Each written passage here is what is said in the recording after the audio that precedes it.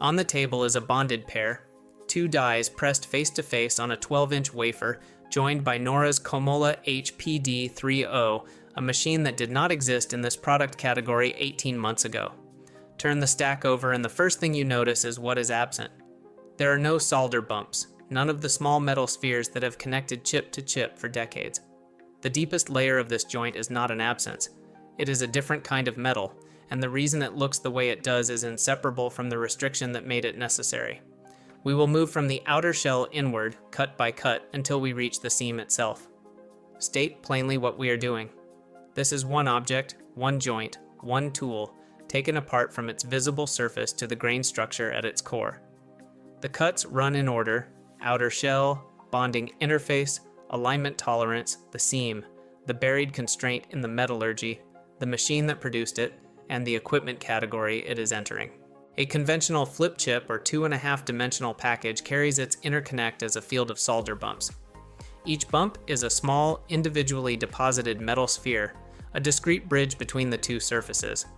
Their presence is visible under low magnification, a regular grid of protrusions, each one a site where current crosses from one die to the other through melted and resolidified metal.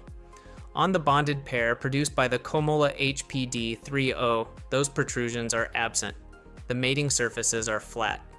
This is the first and most legible fact about the joint. It announces its architecture by the absence of something that has been standard practice in heterogeneous integration for decades. Solder bumps impose a physical floor on pitch, meaning the center-to-center distance between adjacent interconnects. The bump itself occupies space. The standoff height it creates adds electrical path length. The process of depositing, reflowing, and inspecting individual bumps adds process steps, and each step is a potential yield loss site. Removing the bump does not simplify the bond. It replaces one difficulty with a harder one. But it removes the pitch floor, and removing the pitch floor is the entire motivation. The outer shell looks the way it does because the engineers chose the harder problem in order to escape the easier problem's limits. Peel back the outer geometry, and the next layer is the interface itself. Copper pads on the surface of one die aligned to copper pads on the surface of the other, held in contact across the full diameter of a 12-inch wafer. The pad density at this interface is substantially higher than a solder bump array of equivalent area. The pads are smaller and more numerous, and their alignment must be maintained not just at the center of the wafer, but at its edge, where thermal gradients and wafer bow introduce the largest positional errors. The Komola HPD30 is classified as a die-to-wafer bonder. Individual known good dies are placed onto a carrier wafer in sequence, each one aligned to its target site before bonding. The interface, taken as a whole, is a mosaic of these individual placements rather than a uniform field stamped in a single operation. Die-to-wafer bonding exists because wafer-to-wafer bonding requires that both wafers carry an identical die pattern at identical pitch, which is wasteful when yield is not uniform across the wafer. Die-to-wafer allows the integrator to select only known good dies from the source wafer and place them onto the carrier, improving the probability that the finished stack contains no defective sites. The interface looks the way it does because the economics of known good die selection favored a mosaic over a uniform field. That selection step adds complexity to the placement process but removes defective material from the finished stack before the bond is made. The copper pads at the interface are small enough that the margin for misalignment is measured in fractions of a micron. To render that tolerance in physical terms, a human hair is roughly 80 microns in diameter. The alignment target for a production-grade hybrid bond is a small fraction of that, a distance that is not perceivable by touch or unaided sight, that can only be confirmed by metrology equipment, and that must be held not for one placement, but for every die placed across the wafer in sequence. The Komola HPD30 specification, as Naura has stated it, describes sub-micron overlay accuracy. The teardown community has not independently confirmed whether that figure holds at the throughput rates a production fab requires, which is a different and harder condition than demonstrating accuracy on a single placement at laboratory pace. The alignment tolerance is this tight because the pad pitch is this fine, and the pad pitch is this fine because the pitch is the entire reason to use this technique instead of solder bumps. The constraint is self-reinforcing. The technique that removes the pitch floor immediately imposes a precision requirement that the older technique never faced at equivalent scale. This layer of the joint exists because the engineers accepted the precision burden as the price of the density gain, and accepted it knowing that holding sub-micron overlay across a 12-inch diameter under production conditions is among the harder mechanical problems in semiconductor equipment. The deepest structural layer is the seam itself, the plane where the two copper surfaces fuse. In a solder joint, there is always an intermediate material. The solder alloy sits between the two metal surfaces, melts, wets them, and resolidifies as a bridge. The grain structure of the solder is distinct from the grain structure of the copper pads it connects. In a direct copper-to-copper bond, there is no intermediate material. The two copper surfaces are brought into contact under controlled pressure and temperature, and copper atoms from one surface diffuse across the interface into the other, forming grain boundaries that cross the original seam plane. The seam disappears into the metal. What was two surfaces becomes one continuous copper structure.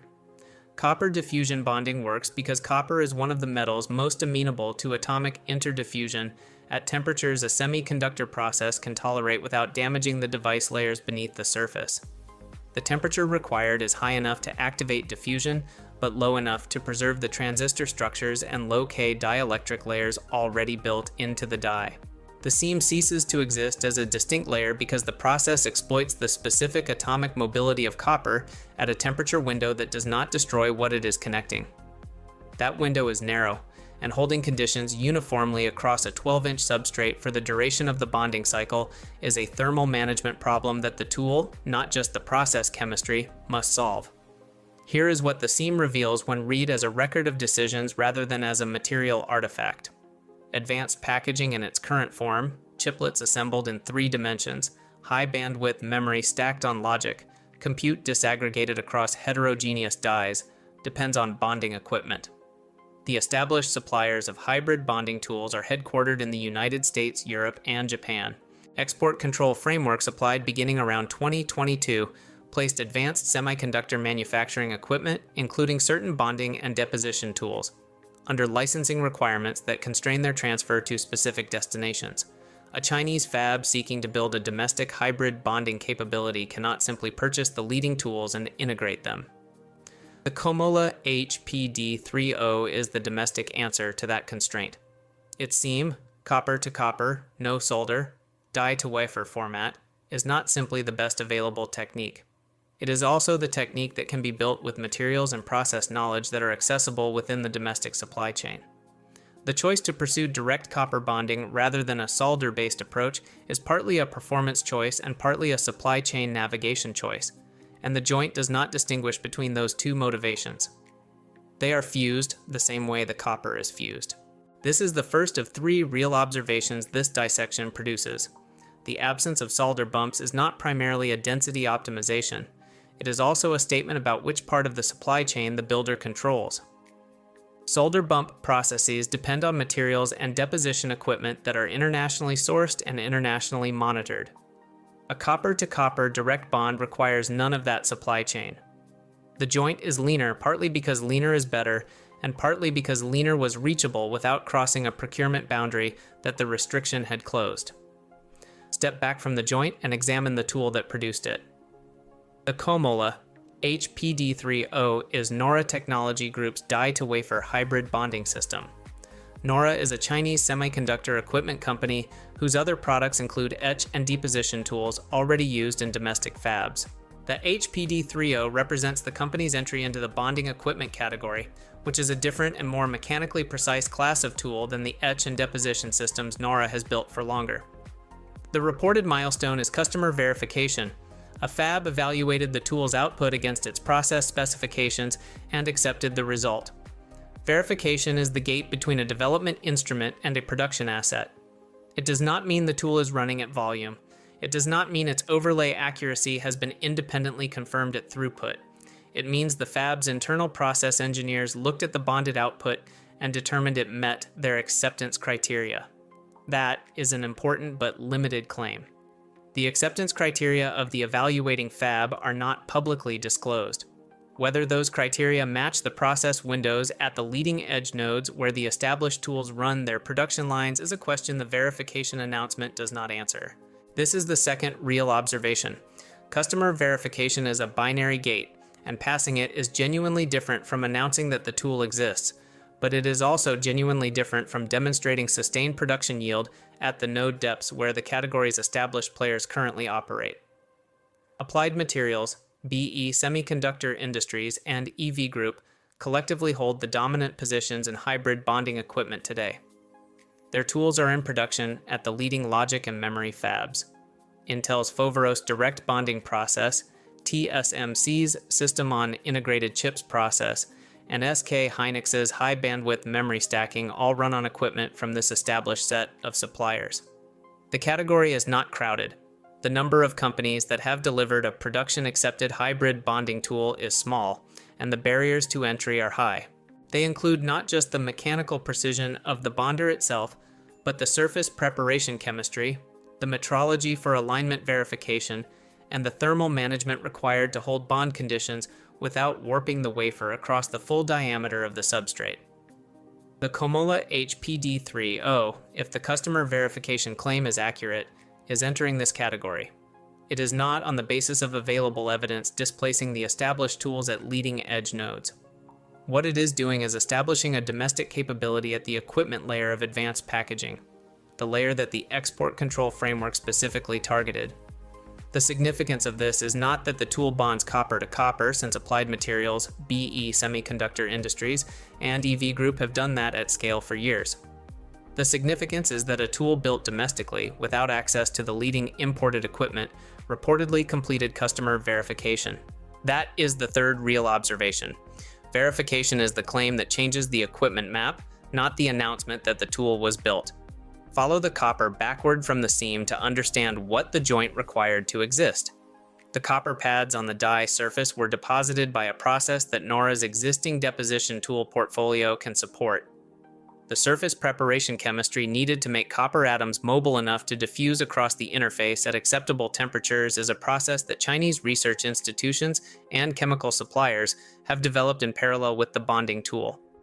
The alignment system inside the HPD30 uses optical metrology that draws on imaging and sensing components from a supply chain that, unlike the bonding tool supply chain itself, was not subject to the same degree of export restriction.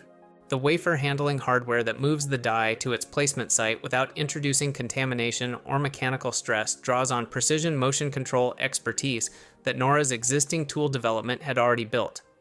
The seam is the convergence point of all of those parallel development efforts, each one addressing a constraint that the import path could no longer resolve. The dissection cannot settle three things. The first is the gap between the customer verification claim and independent confirmation. The acceptance criteria of the evaluating fab are internal documents. Whether those criteria would satisfy a process engineer at a leading-edge logic fab running sub-3 nanometer nodes is not established by the verification announcement, and no independent measurement of the HPD30's overlay accuracy at production throughput has been published. The second is the node sealing. A bonding tool that works at mature nodes is a real capability.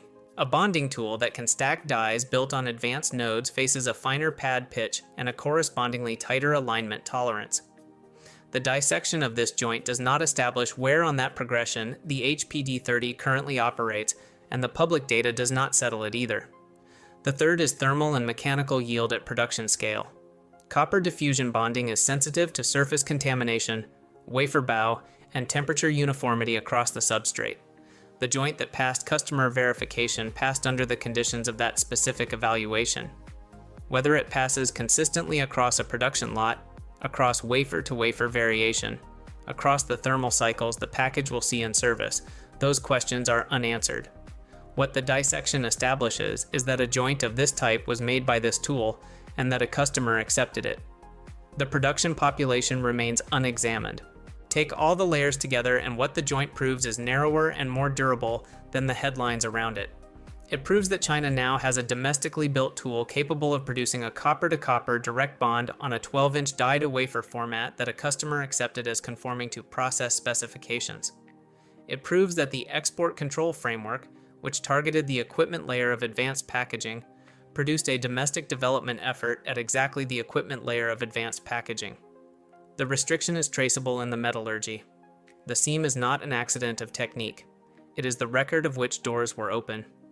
The copper-to-copper direct bond was the path that did not require crossing a procurement boundary that had been closed, and that path produced a specific grain structure at a specific temperature under specific pressure, and that grain structure is what is on the table.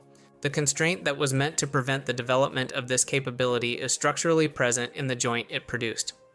The absence of solder is partly a performance choice and partly a supply chain signature, and they are not separable in the metal.